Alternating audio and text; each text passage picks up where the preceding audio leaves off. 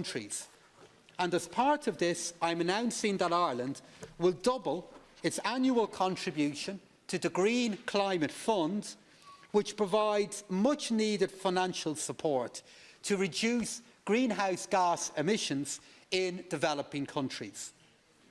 Transforming our approach to transport is also one of the ways we will rise to this challenge. Our Climate Action Plan sets out our vision.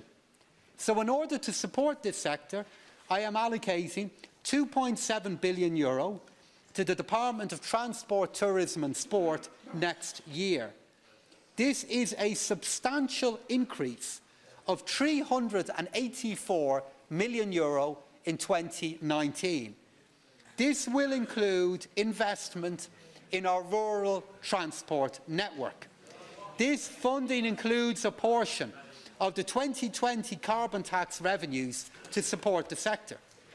So from this, I am providing €9 million for sustainable mobility projects around the country, including for greenways and new urban cycling projects.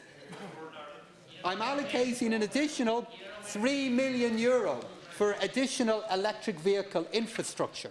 This will double the number of local authority on-street charge points that will be installed in 2020.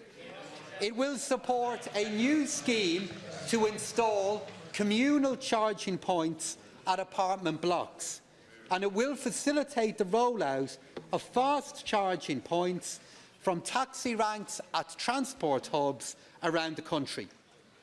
In addition, €8 million will be allocated to the Department of Communications, Climate Action and Environment to maintain grants for individuals purchasing electric cars.